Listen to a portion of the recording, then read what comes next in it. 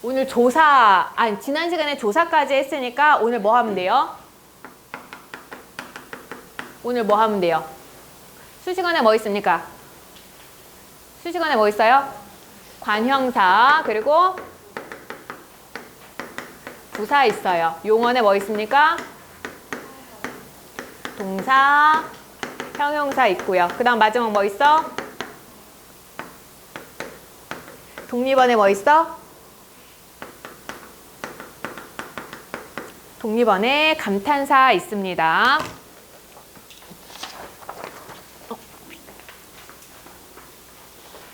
그랬을 때 뭐 관형사는 딱히 할 게 없어요. 왜냐하면 지난 시간에 이미 다 했거든요. 뭐랑 했어요? 수사랑 수관형사 구분하는 거 수사하면서 했었죠. 그리고 또 뭐? 지시관형사랑 지시부사랑 그 다음 뭐? 지시대명사랑 구분하는 거 했었죠. 그것만 잘 알면 돼요. 여기서는 앞에서 이미 했기 때문에 여기 관형사에서는 지금 딱히 할 건 없고요. 부사만 조금 신경 써주세요. 부사에서는 부사 분류할 수 있어야 됩니다. 관형사는 우선 개념을 보면 관형사는 뭐예요? 체언을 수식하면 관형사죠. 부사는 뭘 수식해요? 수식어니까 뭔가를 수식해야 되잖아. 뭐? 용언, 기본적으로 용언 수식하고요. 그 다음 용언만 수식해요? 문장? 네. 용언도 수식하고요. 다른 부사도 수식해요. 그리고 문장 전체도 수식을 합니다. 물론 더 특이한 건 뭐냐면 체언을 수식하기도 해요. 그건 체언 수식 부사라고 이야기를 해요. 근데 너네 교육 과정에서는 그게 너무 헷갈리기 때문에 다 언급을 하지 않고는 있어요. 않고 있는데 과거 기출을 보면은 최근 4년 기출에는 없는데 그 이전 기출까지 보게 되면 3학년 올라가서 3학년 기출로 보게 되면은 체언 수식 부사 언급이 되기는 해요.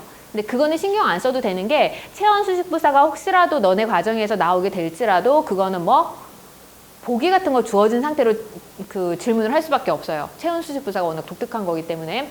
그리고 내신에서도 나올 가능성이 있기는 하는데 내신에서 나온다 그러면 그 체언 수식 부사가 언제 그렇게 중요하게 나왔냐면 선생님 교육과정 때 나왔거든. 내가 몇 차 교육과정이냐면 내가 6차 교육과정이에요.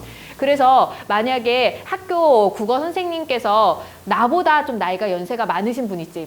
그런 선생님은 체언 수식 부사 설명할 수도 있긴 하지만 내가 기준으로 봤을 때 나보다 이제 연세가 많지 않으시거나 아니면 엇비슷하면 체언 수식 부사는 그냥 언급 안 하시고 넘어가실 거예요. 지금 너네 과정 그냥 빠져 있으니까. 그래서 내신에 혹시 나오면은 그냥 학교 선생님 설명한 거 기준으로 알고 풀면 되고요. 아니면은 그냥 아예 생각 안 하고 그냥 넘어가도 상관없습니다. 얘만 하나 들어보면은 오직 이거 부사거든요. 오직인데 오직 너 이런 식으로 사용하죠. 그래서 얘를 체언 수식 부사라고 얘기를 해요. 보통은 이런 경우에는 품사의 통용에 따라서 오직을 뭐 관형사로 보는 게 원칙이긴 한데 부사만 조금 다르게 관형사를 안 보고 체언 수식 부사라는 명칭을 사용하더라고요. 신경 아예 안 쓰셔도 됩니다. 이거는 혹시 나중에 나올까봐 한번 언급해 준 거예요. 그러면 부사는 아까 분류를 할 수 있다 그랬잖아요. 분류를 할 수 있어야 되는데 용언이나 부사 같은 아이들을 수식을 하면 그걸 무슨 부사라 그러냐면 성분 부사라 그래요. 특정한 성분만을 수식한다 그래서 성분부사예요. 그러니까 뭐 동사, 형용사, 부사 이런 특정한 성분만을 수식하기 때문에 성분부사라 그러고요. 또 하나는 문장 전체를 수식하는 문장부사로 나눌 수가 있습니다. 그리고 성분부사는 다시 세 가지로 나뉘어요. 뭐뭐뭐? 네, 성상부사요. 아무도 대답을 하지 않네. 성상부사. 두 번째는 야, 두 번째는 얘기해라. 지시대명사 하면서 했었는데 뭐겠어? 지시부사요. 세 번째는 부정부사. 이렇게 나뉘게 됩니다. 그리고 항상 얘를 같이 기억해주지 않으면 소용없다고 얘기를 했었죠? 성상부사는 상태를 나타내는 부사예요. 그래서 달린다. 달린다라는 용어는 수식하고 싶어. 어떻게 달리는 거야? 어떻게 달릴까요? 달린다. 어떻게 달릴래요, 너네? 빠르게 달릴래요? 빨리. 상태를 나타내 주는 거예요. 어떤지. 어떠한 상태인지를 나타내는 부사는 성상부사예요. 빨리. 그리고 고파. 배가 고파. 어떻게? 많이 고파. 이런 거. 많이. 이런 것들도 여기 들어가게 되고요. 좋아. 좋은데 어떻게 좋아? 너무 좋아. 뭐 이런 것들 있잖아요. 많이 좋아. 매우 좋아. 이런 것들 전부 다 성상부사에 포함이 됩니다. 성상부사는 이런 빨리, 많이, 매우 뭐 이런 것들도 포함이 되고 의성어, 의태어도 성상부사에 포함이 돼요. 의성어는 의성부사, 의태어는 의태부사라고도 명칭을 하죠. 얘 하나만 들까요? 의성어 뭐 있어요? 의성어. 어휘력 어쩔 거야. 의성어 하나만 얘기해 보세요. 이거 뭐야? 눈 쾅쾅거리네. 난 똑똑으로 한 건데 똑똑 이런 거 의성어죠. 똑똑, 의성부사, 부사, 성상부사에 포함되고요. 비가 어떻게 내려요? 네, 주룩주룩. 이거는 무슨 부사? 의태부사라고도 해요. 만약 주룩주룩이 소리로 들리면 의성어로도 볼 수 있어요. 팔랑팔랑 같은 경우도 의성어로도 볼 수 있고 의태어로도 볼 수 있거든. 저기 멀리서 깃발이 팔랑팔랑 흔들린다 하면 그건 소리가 안 들리는 거죠. 저 멀리서니까 그거는 의태어로 보면 되고요.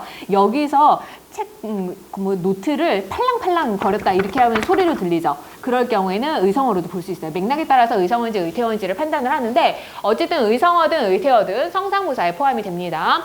지시부사에는 뭐가 있을까요? 여기저기 거기 뭐 이런 거 쓰면 돼요. 여기 하나만 쓸게요. 부정부사는 2개밖에 없으니까 다 쓰자. 뭐랑 뭐?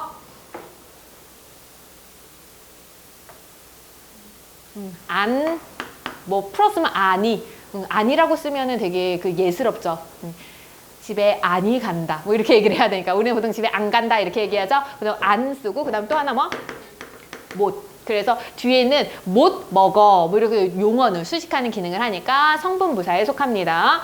문장부사는 다시 2가지로 나뉘어요. 뭐랑 뭐? 네, 양태부사와 하나는 뭐? 네, 아무도 얘기 안 했어요. 접속부사. 양태부사와 접속부사로 나뉘게 되죠. 양태부사는 심리의 양상, 심리의 상태를 같이 드러내주게 됩니다. 예, 어떤 것들이 있어요?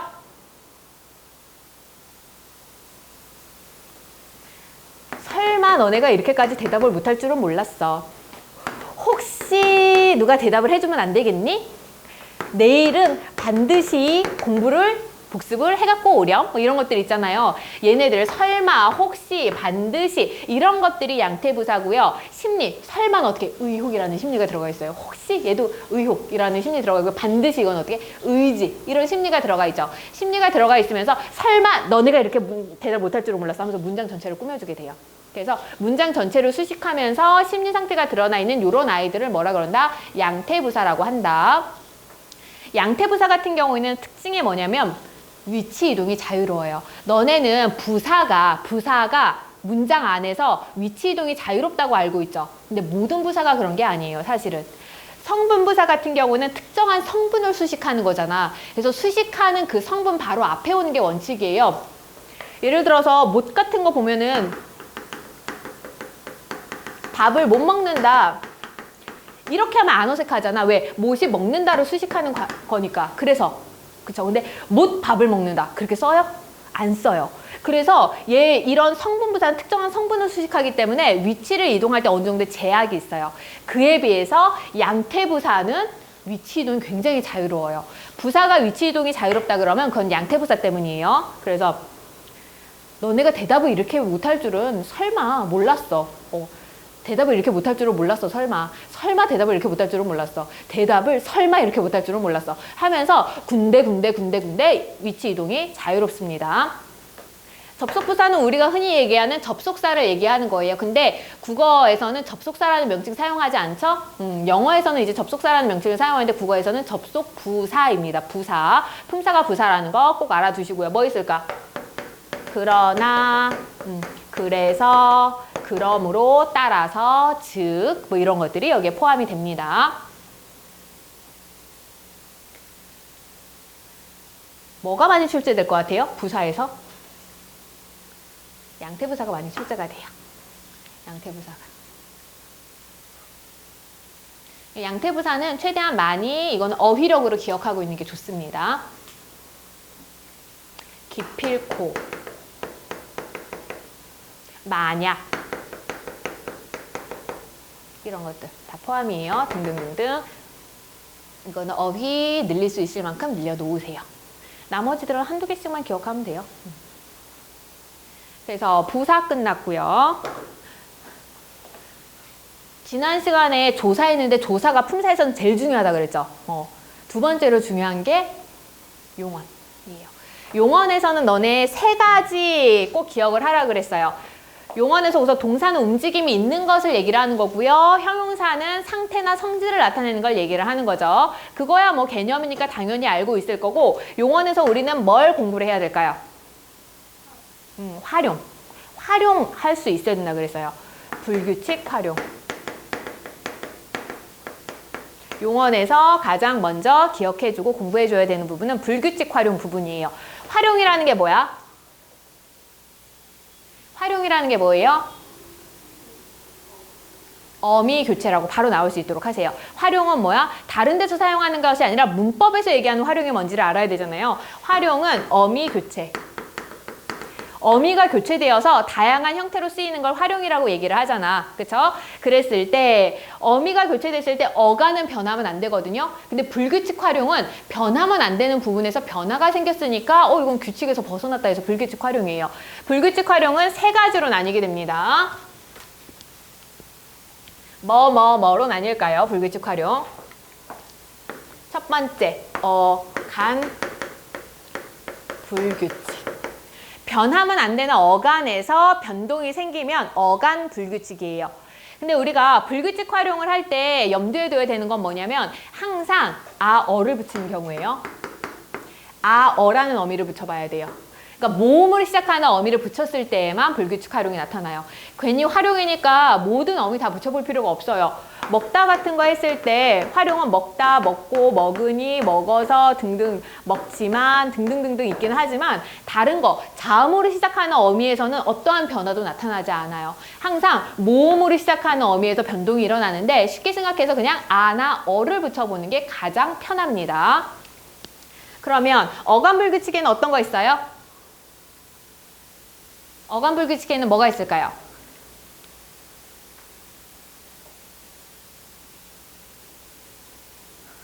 아무도 몰라? 어간 불규칙에 뭐가 있어요? 너네 문법 이렇게 공부해서 큰일이야 진짜. 기계처럼. 항상 기계처럼. 뭐가 있어요?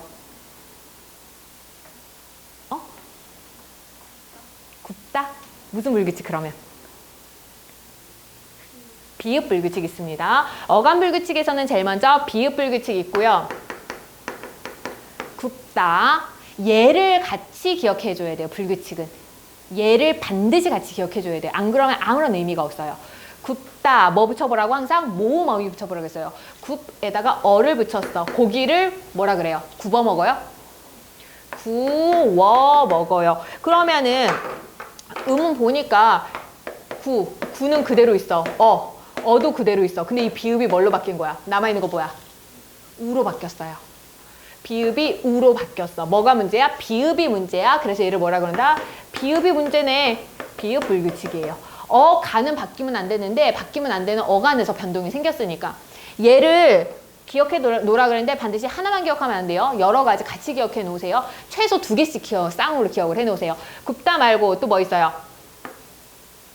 돕다. 이것도 보니까 아가 붙었을 때 어때요? 도바라 그래요?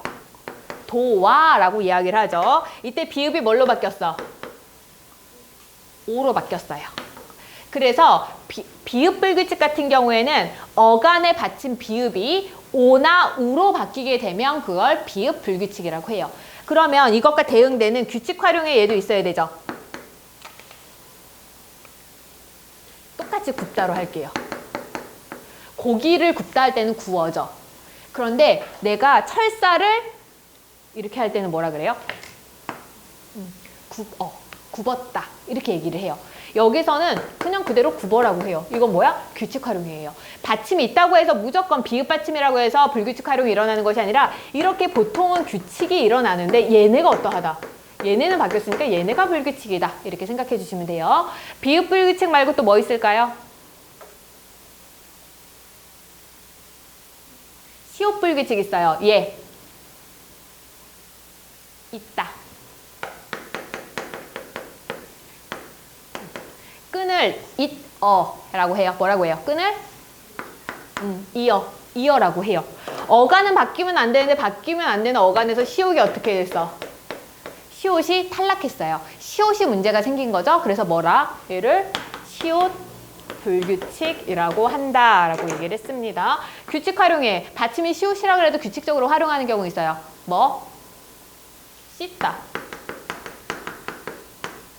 뭐라 그래요? 씻어라 그래요, 너네? 씻어. 그대로 사용하죠. 변화 없죠. 규칙 활용이에요. 그 다음에 또 무슨 불규칙이 있을까요? 무슨 불규칙이 있을까요? 응? 네. 재빠르게 철회해서 다행이에요. 고집 부렸으면 내가 뭐라 그랬을 것 같아. 그거 없어요. 딴 거.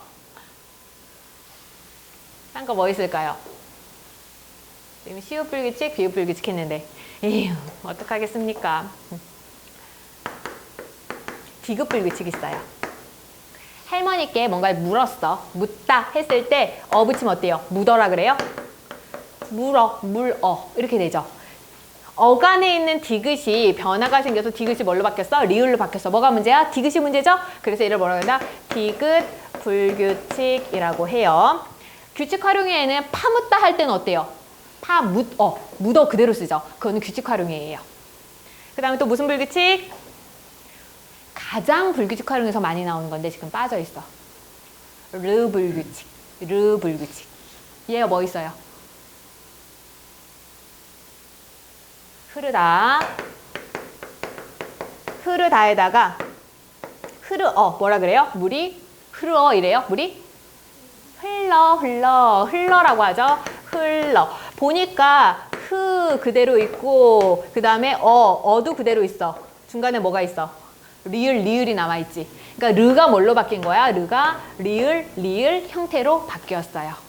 르가 문제죠? 르가 문제니까 이거 뭐라 그런다? 르 불규칙 이렇게 이야기를 합니다. 하나 더. 응? 푸르다? 부르다? 불러. 네, 그것도 무슨 불규칙?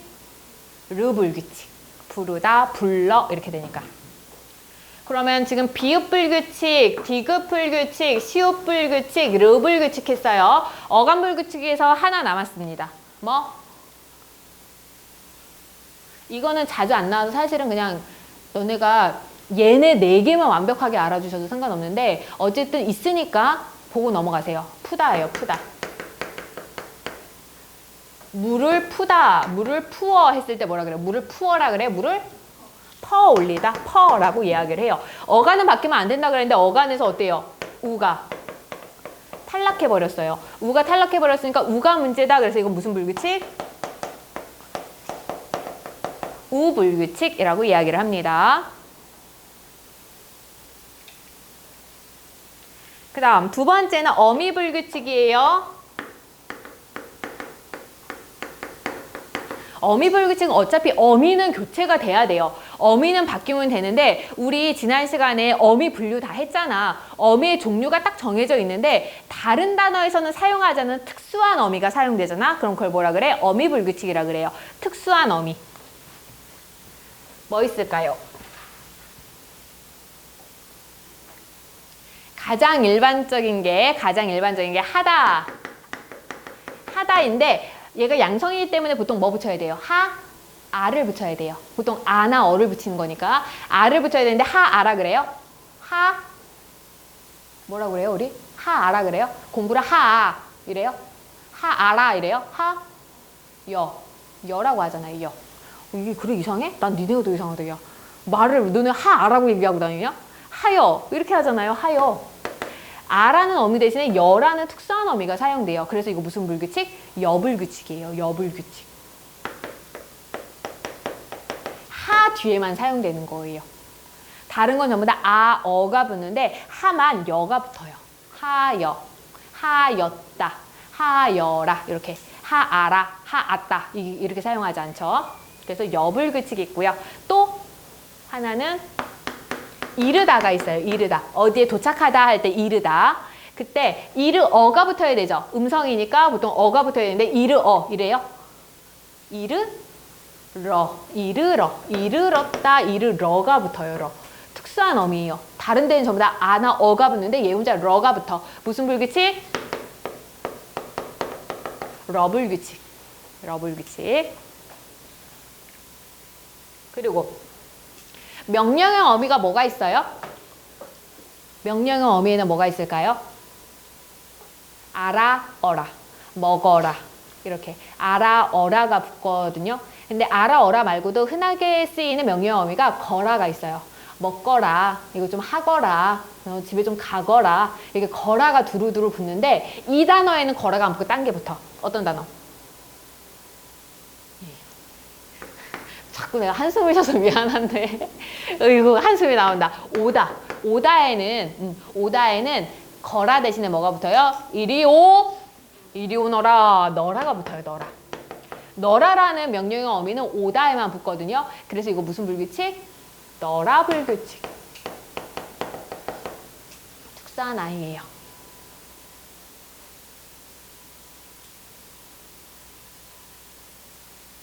이거 말고 좀 더 몇 개 더 있는데 너네 지금 과정에서는 3개만 알고 있으면 돼요. 그리고 마지막으로 어간과 어미가 모두 바뀌는 경우가 있습니다. 그걸 어간, 어미, 불규칙이고요. 하나밖에 없어요. 어간과 어미가 모두 바뀌는 거 하나밖에 없습니다. 뭐냐면 하얗다. 뭐라 그래요? 하얗아라 그래요? 온 세상이 하얗다 이래요. 뭐라고 얘기해요? 하얘라고 얘기해요. 파랗다도 마찬가지죠. 파랗아 이래요. 파래, 노래, 빨개 이렇게 얘기를 하죠. 그렇게 하니까 얘 같은 경우에는 어간도 바뀌고 어미도 바뀌어요. 어간과 어미가 모두 교체가 되거든요. 그래서 얘를 어간어미 불규칙이라고 그러고 이 어간어미 불규칙이 나타나는 패턴을 보면은 항상 앞말이 히읗 받침일 경우에 나타나요. 그래서 얘를 무슨 불규칙? 히읗 불규칙이라고 이야기를 해요. 히읗 불규칙. 보통 색채어에서 나타납니다. 하얗다, 파랗다, 까맣다. 까맣다는 뭐라고 해요? 까매 이렇게 되죠. 그래서 어간어미가 모두 바뀌는 형태를 보여줘요.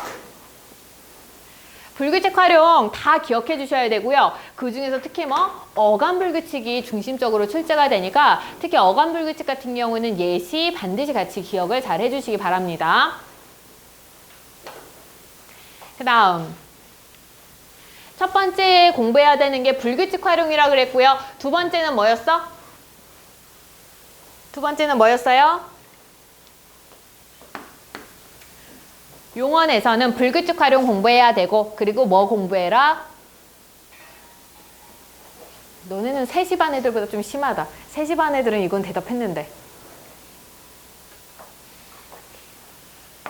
본용언, 보조용언.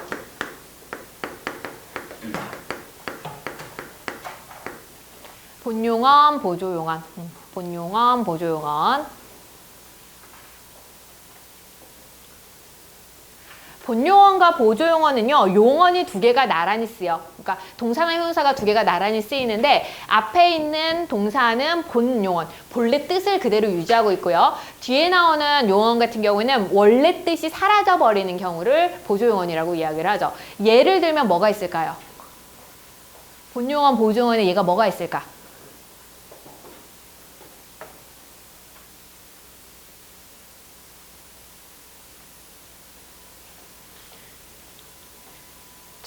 얘도 하나 기억을 못하고 너무하네. 너무 실망스럽네. 뭘 할까요?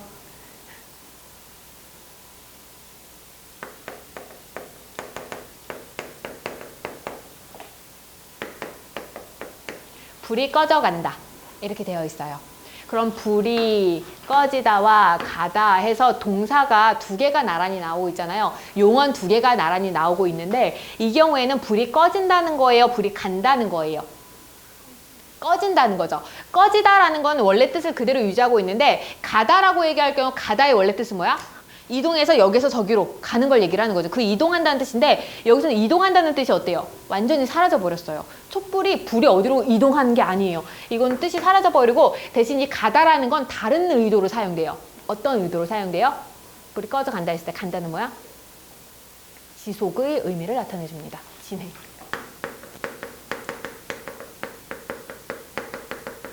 그래서 이런 추가적인 의미만 그러니까 보조해 주는 거야. 의미를 보조해 주는 거야. 꺼지기는 꺼진데 어떻게? 꺼지는 상황이 진행이다라고 하면서 본용언을 추가해주고 보조해주는 기능만 하기 때문에 얘를 보조용언이라고 이야기를 합니다. 그래서 본용언, 보조용언은 구분을 할 수가 있어야 돼요, 얘들아. 또 어떤 것들이 있을까요? 불이 꺼져간다 말고. 밥을 모두 미안해, 내가 다 먹어버렸어. 먹어버렸다 라고 했어요. 그럼 내가 밥을 먹었다는 거죠. 내가 밥을 버렸다는 거야. 버리다는 거는 뭐야? 더 이상 사용하지 않고 폐기한다라는 의미잖아요. 폐기한 거예요? 아니에요. 그쵸? 그러면 먹다라는 건 실질적 의미를 여전히 가지고 있는데 버렸다라는 건 실질적 의미가 사라지고 그럼 어떤 기능만 하게 될까요? 먹어버렸다. 완료. 끝나버린 거예요. 완료의 의미만을 가지게 돼요. 그래서 원래 뜻이 사라져버려서 이게 보조용언이에요. 본용언, 보조용언. 이런 구문입니다. 이거 말고도 뭐 여러 가지가 있어요. 밥을 자꾸 밥만 생각나네. 먹고 싶다 했을 때 밥을 먹고 싶다 했을 때 밥을 먹다는 괜찮죠. 근데 밥을 씹다 돼요? 밥을 씹다. 씹다. 없어요. 씹다라는 거는 의미가 없어요. 그럼 씹다는 뭐만? 소망만 나타내줘요. 본용언, 보조용언이에요. 씹다 같은 경우에는. 그나마 특이한 건 뭐냐면 가다라든가 버리다는 얘는 본용언으로도 사용이 가능하지. 근데 씹다는 본용언으로 사용되는 경우는 아예 없어요. 그게 좀 특이해요. 그리고 또 뭐가 있을까? 밥을 먹지 않았다. 밥을 먹지 않았다. 이랬을 때도 밥을 먹다라는 뜻은 그대로 갖고 있죠. 않다라는 건 뭐야? 앞말의 부정의 의미만을 보조해주게 돼요. 그래서 않다, 아니다, 못하다, 말다 이런 부정어들 있잖아요. 부정 용언 같은 경우에는 반드시 보조 용언으로만 사용됩니다. 이건 부정을 나타내는 보조 용언이에요. 본용언 없이는 사용이 안 돼요. 그래서 밥을 안 왔다? 무슨 말인지 없잖아. 뜻이 사라져 버려요. 그래서 이런 부정하는 말도 항상 뭘로? 보조용언으로만 사용이 됩니다. 본용언, 보조용언이 있을 경우에는요. 너네 문장 성문 나눌 때 따로 나누지 마시고 항상 이렇게 전체로 해서 서술어로 나눠주시면 돼요. 분리가 안 되는 애들이에요. 얘네들은. 분리가 안 돼요. 본용언, 보조용언 그러면은 이거 말고 너네 본용언이랑 본용언이 두 개가 같이 사용되는 경우도 있어요. 이게 어떤 예가 있을까요, 이거는? 뛰놀다는 한 단어니까. 뛰어놀다. 뛰어넘다로 할게요. 한 단어 안 된 거.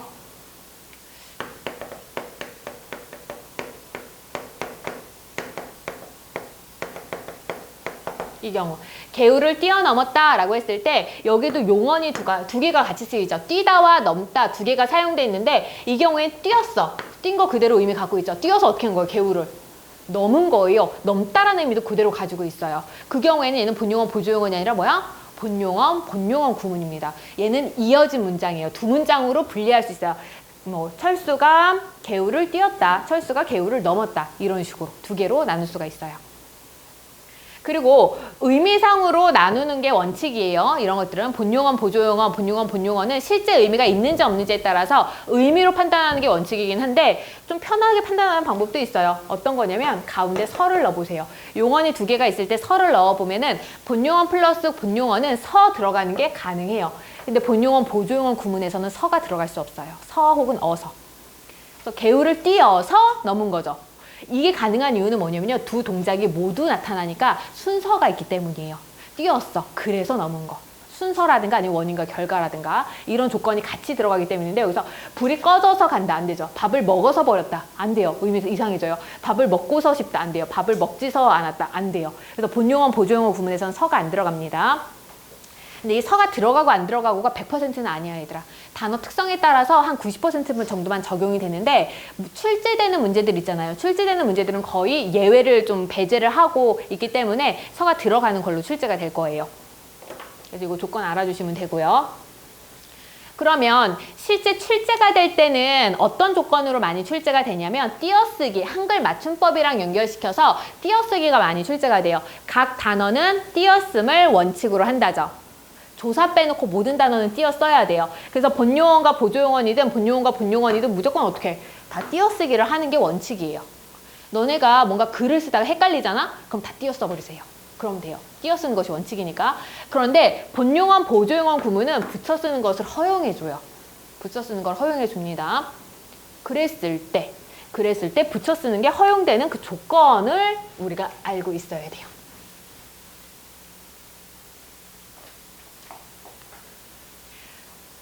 미리 얘기를 하면은 꺼져간다는 붙여 쓰는 거 돼요. 먹어버렸다도 붙여 쓰는 거 돼요. 먹고 싶다는 절대 붙여 쓰면 안 돼요. 먹지 않았다도 절대 붙여 쓰면 안 돼요. 이 위에 두 개와 이 밑에 두 개의 차이점은 뭘까요? 위에 두 개는 붙여 쓰는 거 돼.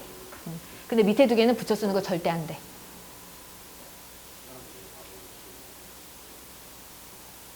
체온 뒤에 온다고요? 전부 다 체온 뒤에 왔는데? 근데 그거랑 게다가 상관이 없어요. 어? 아니에요. 그거랑도 상관없어요.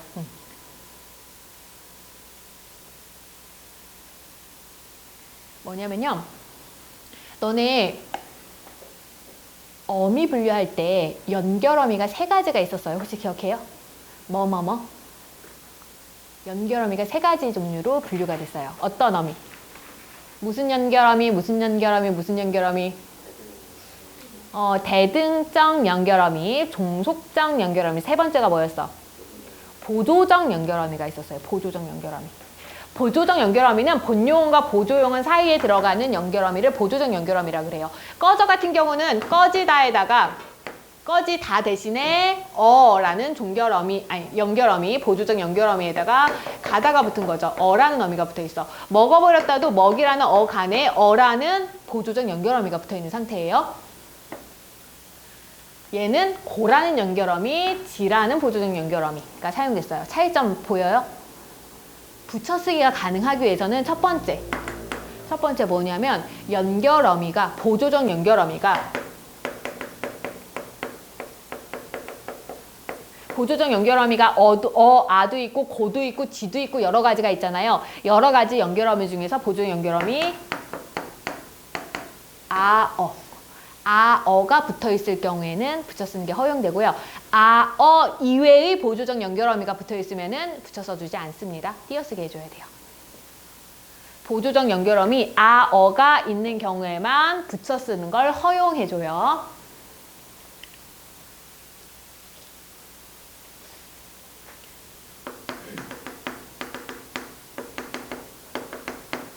분용어가 보조형,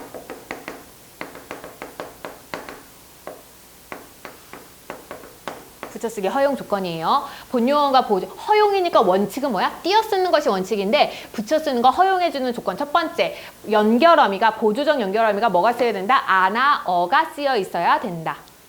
그리고 두 번째는 여기에 내가 안 썼거든요. 어떤 조건이 있냐면 중간에 조사가 결합되지 않아야지 돼요. 예를 들어서 불이 자꾸 꺼져만 간다. 이런 식으로 조사 붙잖아? 절대 붙였으면 안 돼요. 무조건 띄어쓰기.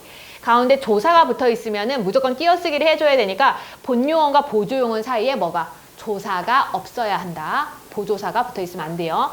세 번째 조건. 본용어니 합성어이면 안 돼요. 합성어는 무조건 띄어쓰기를 해줘야 돼요. 예를 들어서 꺼져간다는 꺼지다. 단일어죠. 그런데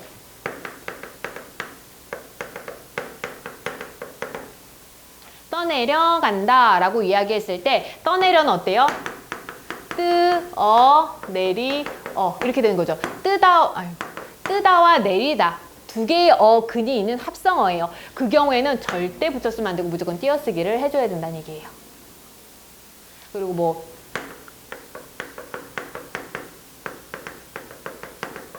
철수가 집으로 돌아가 버렸다. 철수가 집으로 가버렸다.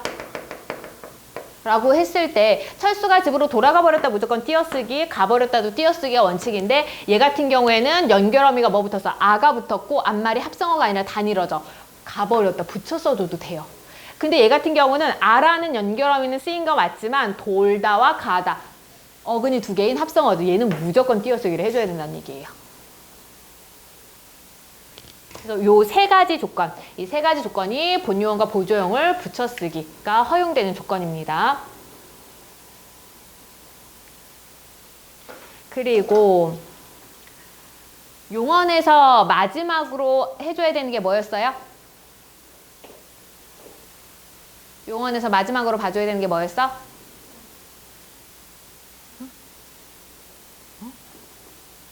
동사, 형용사, 구분 기준. 피동사동은 문법 요소.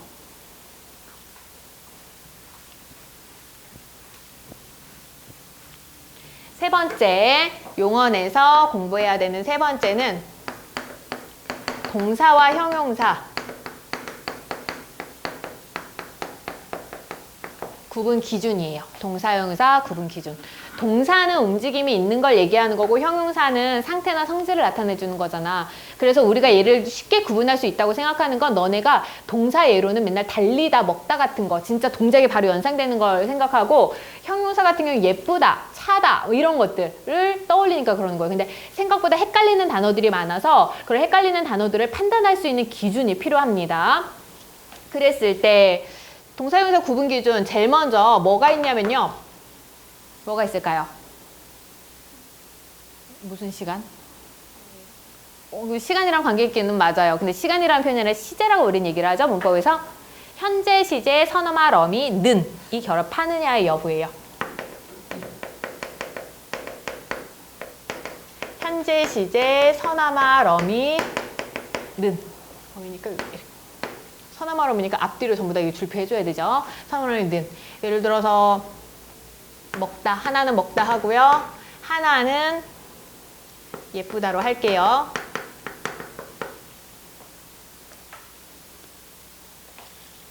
좀 당겨야겠다.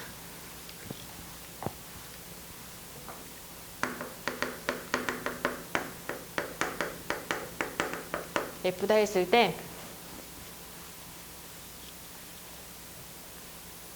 선어말 어미라 그랬죠. 현재 시제 선어말 어미인 는 먹는 다 가능하죠. 그렇죠?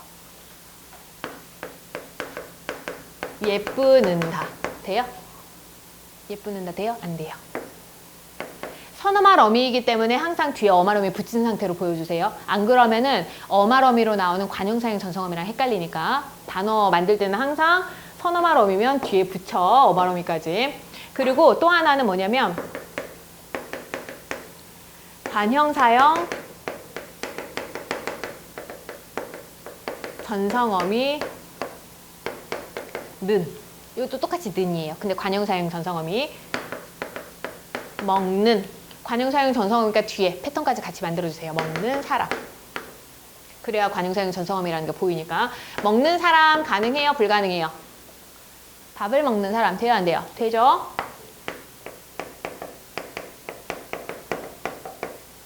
예쁘는 사람 돼요? 안 돼요?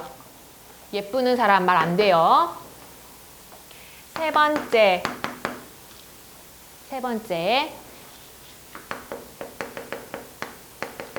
명령형 어미 뭐 있어요? 아라, 어라.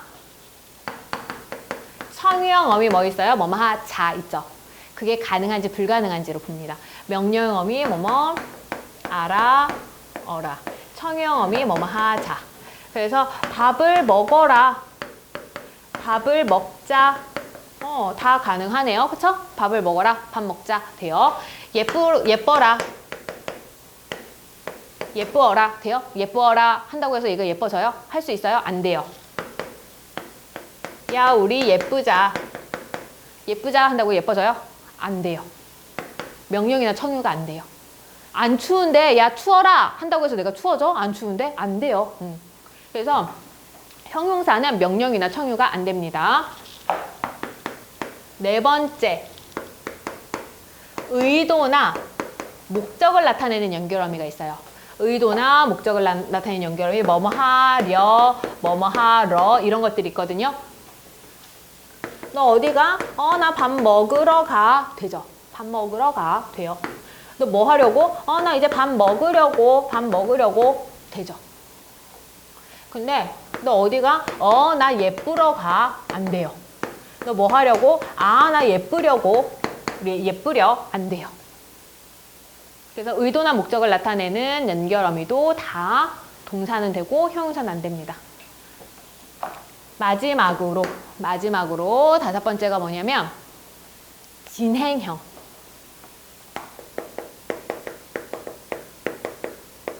진행형 뭐뭐 하고 있다 있죠. 진행형 뭐뭐 하고 있다 했을 때 동사는 돼요. 밥을 먹고 있다. 됩니다. 근데 형용사